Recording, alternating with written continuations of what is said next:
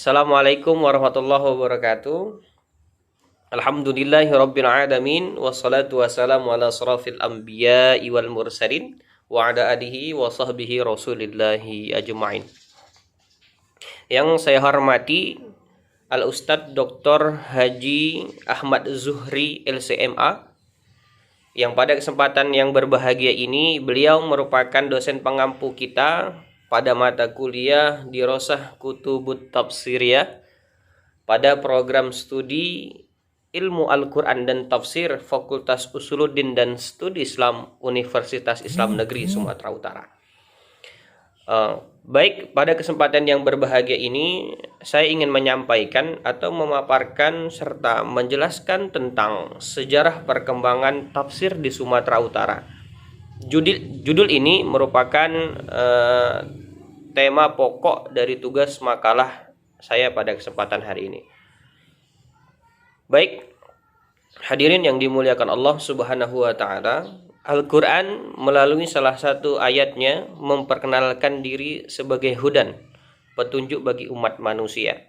Penjelasan terhadap petunjuk ini merupakan sebagai Al-Furqan, pembeda. Oleh karena itu, fungsinya sangat strategis. Untuk itu, maka Al-Quran haruslah dipahami secara tepat dan benar. Upaya dalam memahami Al-Quran dikenal dengan istilah tafsir. Sekalipun demikian, aktivitas menafsirkan Al-Quran bukanlah hanya pekerjaan yang gampang, mengingat kompleksitas persoalan yang dikandungnya serta kerumitan yang digunakannya. Hadirin, sejarah mencatat penafsiran Al-Quran telah tumbuh dan berkembang sejak masa-masa awal pertumbuhan dan perkembangan Islam. Hal ini didukung oleh adanya fakta sejarah yang menyebutkan bahwa Nabi SAW pernah melakukannya. Sepeninggal Nabi, kegiatan menafsirkan Al-Quran tidak berhenti, malah boleh jadi semakin meningkat. Munculnya persoalan-persoalan baru seiring dengan dinamika masyarakat yang progresif mendorong umat Islam generasi awal sampai saat sekarang ini mencurahkan perhatian yang sangat besar dalam problematika umat. Hadirin yang dimuliakan Allah, pada kesempatan yang berbahagia ini, sebelum jauh kita menjelaskan tentang sejarah perkembangan tafsir di Sumatera Utara, sedikit saya akan menjelaskan tentang sejarah perkembangan tafsir di Indonesia. Sejarah perkembangan tafsir di Indonesia terkait dengan masuknya Islam di Nusantara. Para peneliti mengungkapkan adanya dua teori populer. Yang pertama ada teori timur, yakni Islam masuk di Indonesia pada abad ke-7 Masehi atau 1 Hijriah. Yang disebarkan langsung melalui jalur perdagangan oleh orang Arab yang bermazhab Syafi'i di daerah pesisir atau pantai utara Sumatera. Yang kedua, teori barat yang bersumber dari perjalanan Marco Polo pada tahun 1292. Hal ini lebih diperkuat dengan catatan ilmu Ibnu Battutah yang menjelaskan berdirinya kerajaan Islam di pantai utara Sumatera Barat pada abad ke-8 Masehi. Dalam membahas perkembangan tafsir di Indonesia, penulis sedikit akan menyandarkan pada periodisasi kitab tafsir Indonesia. Selain periodisasi yang dibuat lebih menyeluruh, juga penyajiannya penulis anggap cukup rinci. Yang pertama, tafsir pada abad ke-7 atau pada abad ke-8 sampai kepada abad ke-15 Masehi. Pada dekade ini, di Nusantara belum muncul kitab tafsir. Hal ini disebabkan karena masih bersatunya beberapa dimensi ajaran Islam, seperti syariah, ibadah, dan akidah. Dengan kata lain, masih belum jelasnya pembedaan beberapa dimensi ajaran Islam. Hal ini disebabkan karena agama Islam baru menyentuh dunia Nusantara, sehingga konsentrasi mereka masih terpusat pada pengalaman ajaran Islam semata, belum merambah kepada keinginan mengkaji ajaran Islam lebih luas. Yang kedua, pada abad ke-16 sampai kepada abad ke-8 Masehi. Pada abad ini sudah mulai terlihat umat Islam Nusantara dalam mengkaji ajaran Islam, khususnya pada bidang tafsir. Hal ini dijelaskan atau bisa kita lihat dengan munculnya tafsir karya Abdur Rauf Ali Al-Fansuri atau As-Sinkiri. Kitab tafsir ini diberi judul dengan Tarjuman Al-Mustafid. Kitab tafsir yang merupakan salinan dari kitab Anwar At-Tanzil wa Asrar wa Ta'wil. Ada juga yang mengatakan terjemahan ini merupakan dari tafsir Jalalain. Ini adalah kitab pertama di Indonesia. Namun menurut kajian yang dilakukan oleh Al-Islah Al-Ghusmian, tafsir yang pertama kali muncul justru tafsir surah Al-Kahfi. Tafsir yang tidak diketahui penulisnya ini muncul lebih awal dari tafsir Tarjuman Al-Mustafid yang muncul pada abad ke-17. Sedangkan tafsir Al-Kahfi sendiri muncul pada abad ke-16. Kemudian pada periode selanjutnya yaitu abad ke-19 Masehi. Pada abad ini muncul ulama kenamaan asal Banten yang disebut dengan Al-Imam Muhammad An-Nawawi Al-Bantani. Imam An-Nawawi menulis sebuah karya tafsir yang cukup monumental. Karya beliau ini berjudul dengan Maroh Labib atau yang biasa kita kenal dengan tafsir Al-Munir li Ma'alim At-Tanzil. Kemudian pada abad ke-20 sampai sekarang bermuncullah beragam kitab tafsir yang ditulis oleh ulama Indonesia dengan berbagai coraknya. Federspel membagi periodisasi karya ulama Indonesia ini menjadi 3 periode yang disebut sebagai istilah generasi. Generasi pertama ditandai dengan gerakan terjemah atau tafsir yang terpisah-pisah yang dimulai dari abad ke-20 sampai awal tahun 60-an. Pada generasi kedua, Federspel menyebutkan sebagai follow-up dari generasi pertama yang berperan sebagai penyempurnaan metodologis atau karya-karya generasi pertama. Penerjemahan generasi kedua yang muncul pada pertengahan tahun 60-an ini biasanya dibubuhi dengan catatan khusus atau catatan kaki, bahkan disertai dengan indeks yang sangat sederhana. Seperti Al-Furqan karya Hasan pada tahun 1928, kemudian tafsir Al-Quranul Karim atau tafsir Quran Indonesia Mahmud Yunus pada tahun 1935, serta tafsir Al-Quran Zainuddin Hamidi dan Fahruddin pada tahun 1959 yang dianggap bahwa sebagai karya-karya yang mewakili dari generasi kedua. Generasi selanjutnya yaitu generasi ketiga. Federspel menyebutkan bahwa telah muncul adanya upaya penerjemahan atau menafsirkan ayat-ayat Al-Quran secara lengkap pada tahun 70-an ini. Karya tafsir Al-Quran generasi ini biasanya memberi pengantar metodologis serta indeks yang akan lebih memperluas wacananya masing-masing. Seperti tafsir An-Nur, Al-Bayan karya Hasbi As-Siddiqi pada tahun 1966. Tafsir Al-Azhar 1973, tafsir Al-Quranul Karim Halim Hasan 1955 yang dianggap mewakili dari generasi ketiga. Sementara itu, 3 tafsir yang mewakili generasi ketiga ini dianggap telah menggunakan metodologi penulisan yang kontemporer. Baik, berikut itulah tadi penjelasan sedikit tentang sejarah perkembangan tafsir yang ada di Indonesia. Kemudian sejarah perkembangan tafsir di Sumatera Utara. Dalam hal ini penulis beranggapan bahwa untuk melihat sejarah perkembangan tafsir di Sumatera Utara, barangkali kita bisa melihat dari tafsir surah Yasin juz 30, tafsir surah Al-Ahzab yang ditulis oleh Al-Fadil Haji Adnan Lubis, dan kitab tafsir 3 serangkai atau tafsir Al-Quranul Karim yang merupakan karya dari Abdul Halim Hasan, Zainal Arifin Abbas, dan Abdurrahim Al-Haytami. Hadirin yang dimuliakan Allah, dalam bidang tafsir ini belum ada ulama Sumatera Timur yang menulis kitab tafsir kecuali Adnan Lubis yang telah menuliskan dua kitab tafsir, di mana kitab tersebut yang pertama membahas tentang surah Yasin, sedangkan kitab yang kedua membahas tentang juz 30 dari kitab suci Al-Quran. Akan tetapi kitab tafsir 3 serangkai yang dituliskan oleh ketiga ulama di atas, yaitu Abdul Halim Hasan, Zainal Arifin Abbas, dan Abdurrahim Al-Haytami, merupakan kitab tafsir yang yang cukup tebal, meskipun tidak sampai ditulis dari juz 1 sampai juz 30.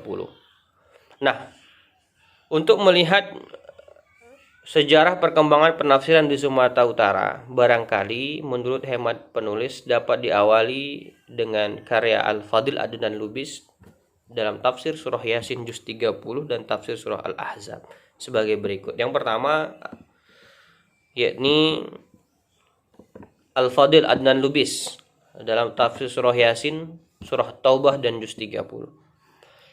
Al-Fadil Adnan Lubis dilahirkan pada tanggal 10 Mei 1910 di Kampung Arab yang merupakan anak ketiga dari 14 orang bersaudara dari Bapak Haji Hasan Kontas, pedagang kain di Kedai Panjang atau pada kawasan Medan, dan ibunya adalah Saidah. Sejak kecil, beliau telah menunjukkan kemauan yang keras untuk belajar, khususnya di bidang agama Islam. Pada umur 7 tahun, yaitu pada tahun 1917, orang tuanya memasukkan Adnan Lubis ke sekolah Inggris Anthony School. Selanjutnya masuk sekolah dasar yang terletak di Jalan Padang Bulan hingga tamat pada 1925. Adnan Lubis mendapatkan pendidikan agama pada awalnya di Maktab Islamiyah Tapanuli, yang merupakan cikal bakal tumbuhnya organisasi Al-Jam'iyatul Wasliyah di Sumatera Utara. Selanjutnya menamatkan pendidikan di Madrasah Salautiyah di Makkah Al-Mukarramah, Arab Saudi selama 6 tahun. Akhirnya melanjutkan lagi ke pendidikan modern di Al-Jami'ah Darul Ulum Nadwatul Ulama, Lucknow di India. Menurut Profesor Dr. Syekh Abdul Hasan An-Nadfi, pimpinan Nadwatul Ulama India, Adnan Lubis lebih banyak mendapatkan ilmu ekstrakurikuler dari 3 ulama besar India. Yang pertama, Syekh Hasan Mas'ud Al-Alam An-Nadfi, kemudian Syekh Ashibli An-Nadfi, dan Syekh Sulaiman An-Nadfi. Nah, dari ketiga guru itulah beliau, Haji Adnan Lubis, banyak mempelajari ilmu-ilmu tentang ajaran agama Islam. Haji Adnan Lubis mendalami ilmu di India adalah lebih berkecimpung dengan ilmu hadis. Hal ini sejalan dengan keberhasilan ulama-ulama India yang mengembangkan ilmu hadis. Hanya sangat disayangkan, Haji Adnan Lubis ini tidak menulis ilmu hadis tersebut ke dalam bahasa Indonesia. Yang sempat dituliskan adalah tafsir juz amma yang diterbitkan oleh Fa Islamiyah Medan pada tahun 1967. Berikut karyanya adalah ada kisah perjalanan Imam Asy-Syafi'i, hukum perkawinan dalam Islam, sejarah Al-Quran. Ini dia tafsir surah Yasin pada tahun 1948 dan tafsir juz amma pada tahun 1949. Tafsir surah Al-Ahzab yang dimuat secara bersambung di majalah Islam dari tahun 1955 sampai dengan tahun 1957. Menerjemahkan kitab falsafah Timur karangan Profesor Dr. Khalib dari Mesir pada tahun 1950 dan lain sebagainya. Baik, dalam hal ini penulis tidak dapat menemukan referensi yang sangat spesifik tentang tafsir Yasin, surah Taubah, dan juz 30 karangan Haji Adnan Lubis ini. Alasan penulis kenapa mengangkat Al-Fadil Adnan Lubis ini termasuk dalam ulama pengarang tafsir di Sumatera Utara semata-mata karena memang beliau pernah menulis kitab tafsir tersebut, walaupun tidak setebal dan tidak serinci dari kitab tafsir 3 serangkai. Berikutnya adalah tafsir 3 serangkai. atau Tafsir Al-Quranul Karim karangan Abdul Halim Hasan, Zainal Arifin Abbas, dan Abdurrahim Al-Haytami.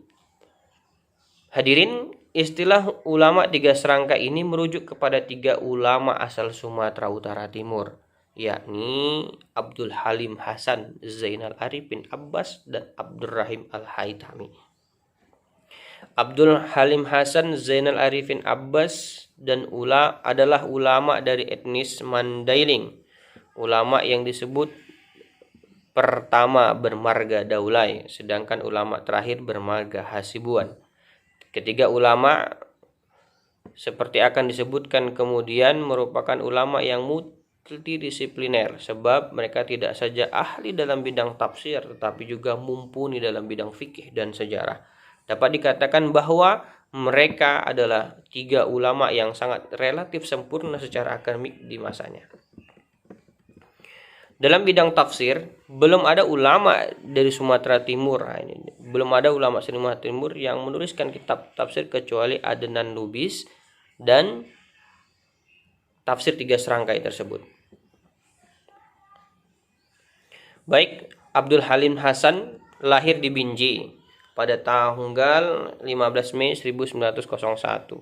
Semasa belajar ia berguru kepada sejumlah ulama seperti Faqih Sayyidi Haris, Haji Abdullah Umar, Syekh Haji Muhammad Nur Ismail, Syekh Samah, Kiai Abdul Karim At-Tamin, Syekh Mukhtar At-Tarid, dan Syekh Hasan Maksum. Kepada mereka ia banyak mengkaji berbagai ilmu keislaman. Kemudian sebagai ulama, Abdul Halim Hasan menekuni dan ahli dalam bidang tafsir, hadis, fikih, dan sejarah. Di antaranya karya akademik adalah Tafsir Al-Quranul Karim yang disebut dengan tafsir tiga serangkai, sejarah fikih Islam, wanita dan Islam, hikmah puasa, dan lain sebagainya. Kemudian Abdurrahim Al-Haytami ini merupakan juga ulama yang lahir dari Binjai pada tahun 1910. Ia wafat dalam usia muda, yaitu pada tanggal 13 Juli 1948 di Langsa. 3 tahun pasca kemerdekaan pada usia 38 tahun. Ia merupakan murid dari Faqih Sayyidi Haris, Abdullah Umar, Muhammad Nur Ismail, Samah, Abdul Karim, dan Hasan Al-Maksum. Karya beliau juga termasuk seperti Pedoman Masyarakat, Menara, Perwarta Deli, dan termasuk juga penulis dari Tafsir Al-Quranul Karim. Kemudian Zainal Arifin Abbas adalah salah satu seorang ulama yang lahir di Medan pada 12 Maret 1911. Sebagai ulama, ia cukup produktif dalam menulis dan pernah menjadi pimpinan organisasi Islam yang berdiri di Medan, yaitu Al-Ittihadiyah. Sebelum menjadi ketua umum PB Al-Ittihadiyah, ia pernah menjadi pengurus Majelis Fatwa Al-Ittihadiyah.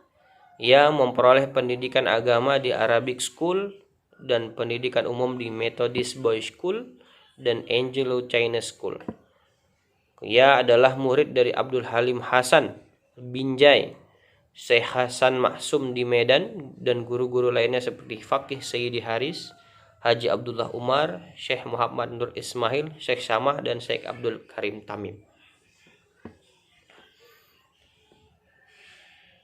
Baik, hadirin yang dimuliakan Allah, untuk menganalisis kitab tafsir Al-Quranul Karim atau yang kerap kali disebut dengan tafsir tiga serangkai, tafsir ini termasuk dalam metode tafsir tahlili, sebab uraiannya memang tergolong panjang dengan memasukkan berbagai aspek penafsiran dan menafsirkan ayat-ayat sesuai dengan urutan dari surah Al-Quran. Meskipun memang mereka tidak merampungkan seluruh surah Al-Quran karena keterbatasan umur. Dalam tafsir tiga serangka ini diterangkan berbagai aspek dan dimensi ilmu, mulai dari pendekatan kebahasaan, sebab turunnya ayat, hukum dan mazhab, hingga realitas sosial kemasyarakatan. Di samping itu, tafsir ini memiliki kearifan lokal yang sendiri, sehingga tafsir ini memang dapatlah dikatakan sebagai tafsir yang memiliki metode tafsir tahlili. Tafsir tiga serangkai atau tafsir Al-Quranul Karim memiliki corak penafsiran yang cenderung kepada corak penafsiran bil fiqih dan al-adabu ijtimai. Kenapa? Karena penafsiran yang dilakukan banyak menyinggung sisi kefikihan dan ditandai dengan informasi seputar kearifan lokal serta memasukkan informasi media pada saat itu. Kemudian tafsir tiga serangkai, tafsir Al-Quran Karim ini juga memiliki jenis penafsiran yaitu jenis bil ma'thur dan bil ra'i. Kenapa? Karena penafsiran ini dapat menjelaskan penafsiran dengan Al-Quran dan hadis itu sendiri. Begitu juga dengan tafsir bil ra'i, karena tafsir ini juga memuat ijtihad dalam penjelasannya. Baik, sebagai kesimpulan dalam penjelasan tentang sejarah perkembangan tafsir Islam Sumatera Utara. Dalam penulisan ini tentang sejarah penafsiran Al-Quran di Sumatera Utara, saya rasa ini termasuk penulisan yang kurang rampung atau kurang memiliki referensi yang sangat jelas. Kenapa? Karena memang sulit untuk mencari benang merah titik awal dari ulama yang menghasilkan kitab tafsir sampai sekarang. Dan sangat sedikit sekali karya-karya atau tokoh-tokoh ulama-ulama kontemporer yang mengkaji penafsiran ini. Jadi penulis sangat kesulitan untuk mencari bahan-bahan referensi yang ada. Oleh karena itu, metode penulisan ini penulis menyematkan sedikit tentang sejarah penafsiran di Indonesia yang menyandarkan kepada beberapa periodisasi, yaitu periodisasi pertama, kedua, dan ketiga, sampai pada abad 20 Masehi dan sampai sekarang. Nah, beranjak dari sejarah perkembangan tafsir di Indonesia ini, menurut penulis, untuk melihat sejarah penafsiran di Indonesia, maka pendekatan yang dilakukan penulis adalah melihat kitab tafsir yang ada, kitab tafsir ada yang pernah ditulis oleh ulama-ulama di Sumatera Utara. Dan pada kesempatan ini penulis hanya mendapati dua yaitu tafsir surah Yasin juz 30 yang memang dilakukan oleh Al-Fadil Haji Adnan Lubis, yang memang asli putra dari Sumatera Utara. Itu pun arsip atau manuskrip bentuk dari kitab tafsir juz 30 dan surah Yasin ini tidak penulis dapatkan. Hanya saja saya dapati dari penjelasan jurnal-jurnal tertentu saja. Kemudian yang kedua, tafsir tiga serangkai. Ini tafsir tiga serangkai termasuk karya yang sangat monumental dari Provinsi Sumatera Utara yang dikarang langsung oleh Haji Abdul Halim Hasan, Zainal Arifin Abbas, dan Abdurrahim Al-Haitami.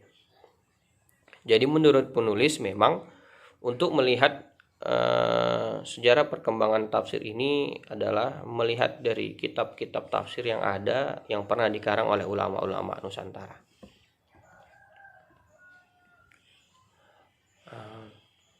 Baik, hadirin yang dimuliakan Allah, harapan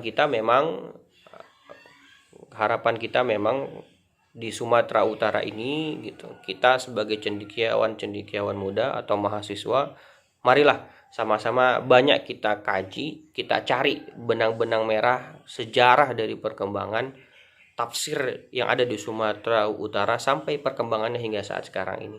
Dan alhamdulillah sampai sekarang kita juga mendapatkan sosok ulama yang berpengaruh lah, yaitu Profesor Dr. Zainal Arifin yang menulis tafsir inspirasi. Nah, ini juga langkah-langkah awal baru bagi kita untuk meneliti dari naskah-naskah lama, kitab-kitab tafsir yang ada, yang telah dilakukan, yang ditulis oleh ulama di Sumatera Utara. Mungkin ini saja yang dapat saya sampaikan. Mohon maaf apabila di sana sini terdapat kekurangan dan kekhilafan. Terima kasih atas segala perhatian. Nasrul minallah wa fathun qarib. wa basyiril mu'minin. Wassalamualaikum warahmatullahi wabarakatuh.